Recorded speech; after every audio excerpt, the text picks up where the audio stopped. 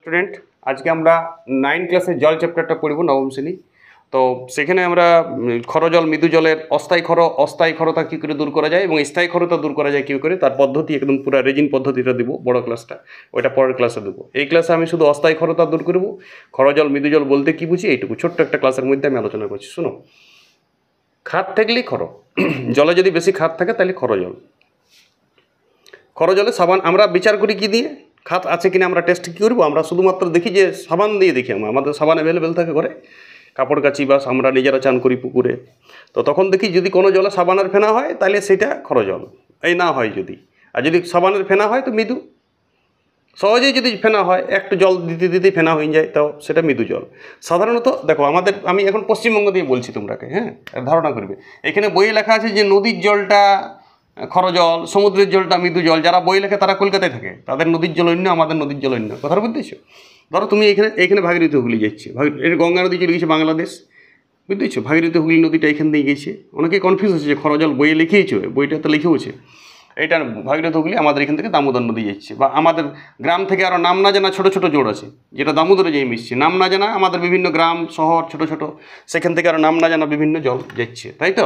এটা ভাগীরথী হুগলি জল। শুনো, এটা আমাদের সমুদ্র বঙ্গোপসাগর নিজ, সবাই জানো। শোনো, যিনি বই লিখছেন তিনি এইখানে থাকেন কলকাতায়, এসি রুমে থাকে, বই লেখে। ওরা বাস্তবে মাঠ ঘাট কম করে।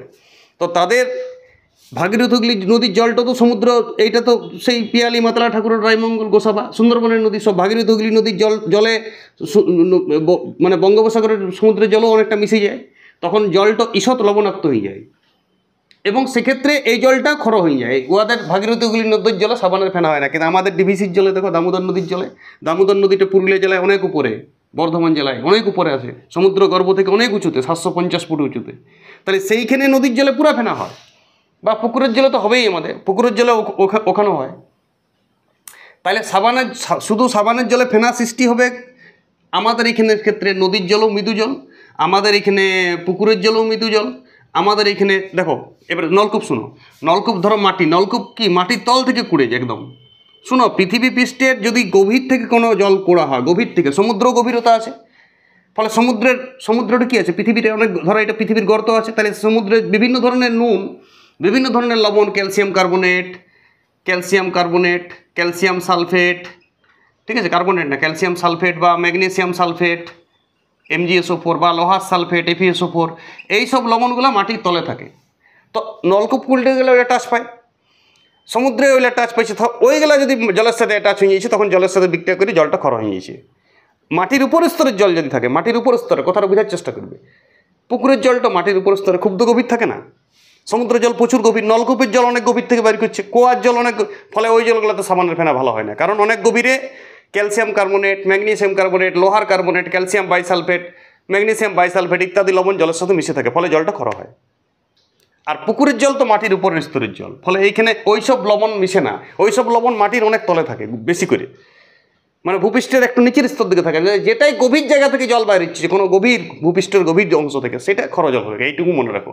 উদাহরণ বলে কোনো নাই, আমাদের এখানে যে নদীর জল, আমাদের এখানে নদীর জল অনেক উপরে থাকে, সমুদ্র থেকে অনেক উপরে, ফলে এখানে সমুদ্রের জলের সঙ্গে টাচ নেই, মাটিরও নিচের স্তরেই নদীটা থাকে, ফলে আমাদের এখানে ডিবিসির জল, মানে আমাদের ছোটো ছোটো নদীর যে জোড়গুলো আছে সেগুলোর জল মৃদু জল, আমাদের পুকুরের জল মৃদু জল। আবার তুমি পূর্ব মেদিনীপুর চলে যাও, সুন্দরবনের এলাকায় চলে যাও, সব জলেই ক্ষর, সব কোনো জলেই সামান্য ফেনা হয় না ভালো করে, ঠিক আছে? মোট কথা, জলের মৃদু জল মানে কি? মৃদু জল মানে মাটির উপর স্তরের জল, জেনারেলি পুকুরের জল, আমাদের এখানে নদীর জলও হয়, আমাদের এখানে দু একটা কুয়াতেও হয়, যদি খুব উপরে জল পাওয়া যায়, কুয়াতে একটুতেই জল পাওয়া যায়, দেখবে হয়তো তুমি 20 ফুট গর্ত করেছো, কুয়ায় জল পেয়ে গেছো, তো সেই জলটার জল মৃদু জল হবে। হ্যাঁ, 100 ফুট জল নিচ থেকে জল উঠছে নলকূপে, মৃদু ক্ষর জল হবে। মাথায় ঢুকছে? জলের ক্ষরতার কারণ হচ্ছে, শুনো এইটা ভালো করে লেখো, calcium sulphate, magnesium sulphate MgSO4, লোহার সালফেট, এইসব লবণ যদি জলে থাকে তাহলে সেই জলটা স্থায়ী ক্ষর হয়। স্থায়ী ক্ষর কি, অস্থায়ী ক্ষর কি, পরে বুঝবো। আর যদি এইগুলোরই বাইকার্বনেট লবণ থাকে, এটা আমি কার্বনেট লবণ বললাম, সালফেট লবণ বললাম, ঠিক আছে, এইলারই যদি কার্বনেট বা বাইকার্বনেট লবণ থাকে, ধরো বাইকার্বনেট CaSO3 বা MgCO3, এইসব যদি লবণ থাকে, এগুলা যদি সালফেট লবণ থাকলে তাহলে স্থায়ী ক্ষর। আর এইগুলা যদি বাইকার্বনেট লবণ থাকে, CaHCO3,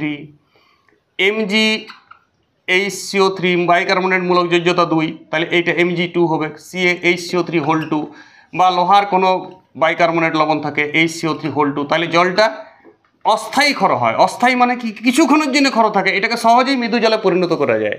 কারণ আমরা শিল্প কলকারখানা, ঘরে বিভিন্ন ব্যবহার, বিভিন্ন মেশিনে, আমি ধরো কাপড় কাচা মেশিনে আমি জলটা দেবো, তো ক্ষর জল দিলে মেশিনটা খারাপ হয়ে যাবে, সেই জন্য জলটাকে মৃদু করে দিতে হয়। তাহলে জলটাকে একটু ফুটাই দিলেই ক্ষর জলটা খরত্ব কাটিয়ে যায়, মানে মৃদু জল হয়ে যায়।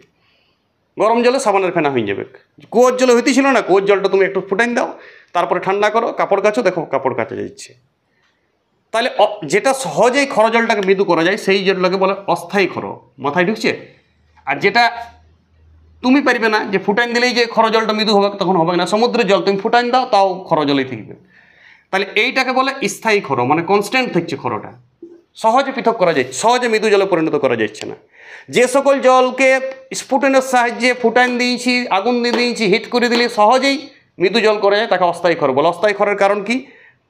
ক্যালসিয়াম বাইকার্বনেট, ম্যাগনেসিয়াম বাইকার্বনেট, লোহার বাইকার্বনেট লবণ থাকবে এখানে সবসময়। বাইকার্বনেট মূলক বটে, নিশ্চয়ই সবাই জানো, ছোটদের জীবন রসায়ন দেখো, বাইকার্বনেট HCO3 মূলক থাকবে, দেখো HCO3 শব্দ আছে, যোজ্যতা 1, তখন সেইটা অস্থায়ী ক্ষর। আর স্থায়ী ক্ষর ক্যালসিয়াম সালফেট, ম্যাগনেসিয়াম সালফেট, লোহা সালফেট, ইয়াদের ক্লোরাইড, ইয়াদের কার্বনেট ইত্যাদি যখন থাকবে, একটু বেশি বেশি করে থাকবে যখন, ঠিক আছে, কার্বনেট বা সালফেট, ইয়াদের ক্যালসিয়াম ক্লোরাইড থাকতে পারে CaCl2, ম্যাগনেসিয়াম ক্লোরাইড থাকতে পারে MgCl2, এইসব লবণ যখন জলের মধ্যে থাকবে, এটা সমুদ্রের গভীর অংশে পাওয়া যায়, ভূপৃষ্ঠের গভীর অংশে, সমুদ্রের মাটির তলেও থাকে এটা। ফলে মাটিটা, সমুদ্রের মাটির সঙ্গে জলটা টাচ হয়ে গেছে। নদীর জলটাই তো সমুদ্রে পড়েছে, নদীতে ছিল জলটা মৃদু, কিন্তু সমুদ্রে এসে পড়লে কি হয়ে গেল ক্ষর। সমুদ্রের কাছাকাছি এলাকা তো ক্ষর হয়ে যায়। ওই জন্য কলকাতায় যারা বই লেখে তারা লেখে আমাদের নদীর জলও ক্ষর জল, দেখি বইয়ে লেখা আছে নদীর জলও ক্ষর জল, ওদের নদীর জল ক্ষর জল। আমাদের এখানে নদীর জল ক্ষর জল নয়, আমাদের এখানে নদীর জল মৃদু জল। আমাদের ভূপৃষ্ঠের অনেক উপরে নদীগুলো আছে, ওদের যাতে যাতে পড়েছে তাতে গভীর হয়ে গিয়েছে, সমুদ্রের কাছাকাছি এলাকায় চলে গিয়েছে, সমুদ্রের জোয়ার এসছে, ফলে জলটা ক্ষর হয়ে যাচ্ছে। ম্যান টু ম্যান করে বুঝে গেল ক্ষর জল মৃদু জল সম্বন্ধে। অস্থায়ী ক্ষর, স্থায়ী ক্ষর বুঝে কিছু নিশ্চয় সবাই। অস্থায়ী ক্ষর যে জলে সহজেই, মানে যে জলকে একটু কোনো কারসাজি করলেই মৃদু জলে পরিণত করা যায়। জেনারেলি আমরা একটু গরম করে দিই, মৃদু জল হয়ে গেল। কিন্তু কী লবণ থাকতে হবে? এটা তো বাইকার্বনেট, এটা ক্ষর জল, ফেনা হয় না, কিন্তু অস্থায়ী ক্ষর, মানে কিছু সহজে। কিন্তু যেটা স্থায়ী ক্ষর সেইটা পৃথক করার জন্য আমাদের আয়ন বিনিময় পদ্ধতি আছে, রেজিন পদ্ধতি। সেটা আমি কী করে অস্থায়ী ক্ষর জলকে মৃদু জলে পরিণত করা হয় সেটা নেক্সট ক্লাসে আসবে আলোচনা, ডিটেলসে একদম। এখন আমি শুধুমাত্র অস্থায়ী ক্ষর জলকে কী করে মৃদু জলকে পরিণত করা যায় তার একটা দুটো বিক্রিয়া দেখাচ্ছি, যেটা ফুটার সাহায্যে করা হয়। এখন স্ফুটনের সাহায্যে একটু ফুটিয়ে দেবো জলটাকে, তাহলে মৃদু জলে পরিণত করা যাবে। ধরো জলে লবণ মিশা আছে, ক্যালসিয়াম বাইকার্বনেট CaHCO3(2), এইটাকে তুমি একটু হিট করবে, হিটের এইটা চিহ্ন, তাহলে হিট করলে হবে ক্যালসিয়াম কার্বনেট CaCO3, জল হবে, ব্যালেন্স করার দরকার নেই, আর কার্বন ডাইঅক্সাইড গ্যাস নেটওয়ার্ক হবে, বাস। তাহলে তুমি এই ক্যালসিয়াম কার্বনেট জল, তাহলে এই জলটা কি জল হয়ে গেল? মৃদু জল হয়ে গেল। এবার এই জলটা সাবানের ফেনা হবে, এগুলো থিতাই পড়বে। ক্যালসিয়াম কার্বনেট মানে মার্বেল পাথরের সংকেত, কার্বন ডাইঅক্সাইড তো গ্যাস হয়ে উড়ে চলে যাবে, তাহলে বাস এবারে সাবানের কাঁচা যাবে। বা ধরো তোমার একটা কুয়ার জল আছে তোমার এলাকায়, সেই কুয়ার জলটা ক্যালসিয়াম বা ম্যাগনেসিয়াম বাইকার্বনেট আছে, ধরো MgHCO3, তাহলে MgHCO3 যদি থাকে তার মানে এটা কী জল? অস্থায়ী ক্ষর।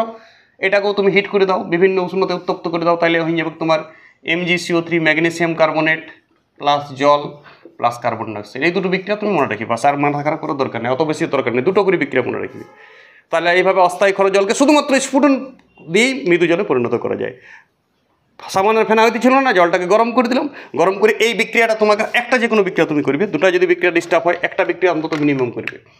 অস্থায়ী ক্ষরের কারণ কি বললাম? বাইকার্বনেট লবণ থাকবে কোনো ধাতুর, ক্যালসিয়াম, ম্যাগনেসিয়াম, লোহা, জিঙ্কও হতে পারে, কপারও হতে পারে, সেটা দেয় নেই বইয়ে তিনটা দিয়েছে তোমাদের। ওকে, এই ক্লাসটা এইটাই, অস্থায়ী ক্ষর জল কী করে মৃদু করা যায়। এরপরের ক্লাসটাতে আমি দেবো নেক্সট ক্লাস জলের, যেটা খুব ইম্পর্টেন্ট, বইয়ে অনেক বড় বড় করে লেখা আছে, খুব সহজে ক্লাসটা আসবে, সবাই দেখবে স্থায়ী ক্ষর জলকে কী করে মৃদু জল করা যায় আয়ন বিনিময় পদ্ধতিতে। ওকে।